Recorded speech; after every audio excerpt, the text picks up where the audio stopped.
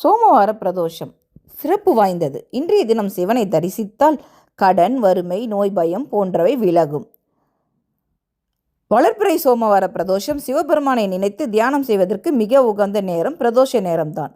பிரதோஷ நேரத்தில் உலகம் ஒடுங்குகிறது. எனவே ஈசனிடம் நாம் ஒடுங்க அதுவே சரியான நேரம்.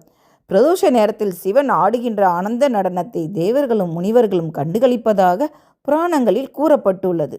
நந்தியிடம் வேண்டுதல். சிவபெருமானுக்கு பாதுகாவலனாக இருப்பது நந்தி.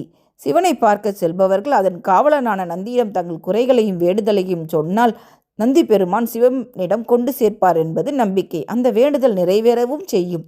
நந்தியின் காதில் சொல்லும் நடைமுறை என்பது எல்லா கோயில்களிலும் இருக்கிறது. பெரிய கோயிலில் உள்ள சிறிய நந்தியிடம் சொன்னால் மகாநந்திக்கும் கேட்கும். வேண்டுதல் சீக்கிரமே நிறைவேறும் என்பதுதான் இதன் கூடுதல் சிறப்பு. வறுமை விலகும். பிரதோஷ நாளில் சிவனை தரிசித்தால் கடன், வறுமை, நோய், பயம் போன்றவை விலகும். பிரதோஷ தரிசனம் காணும் வரை உணவு தவிர்த்து முழு விரதம் இருக்க வேண்டும். சோமவார பிரதோஷ நாளில் இருக்கும் விரதம் 1000 பிரதோஷ பலனை தரும் என்பது நம்பிக்கை.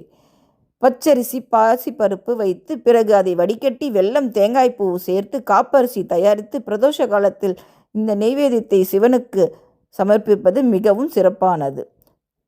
வில்வமாலை சாத்தி நெய்விளக்கு ஏற்றி பூஜை செய்யலாம். வீட்டிலும் பொங்கலும், வெண்பொங்கல், சர்க்கரை பொங்கல் செய்து இறைவனுக்கு நெய்வேத்தியம் செய்து பக்தர்களுக்கு கொடுப்பதன் மூலம் தடைகள் நீங்கி முன்னேற்றம் அடையும்.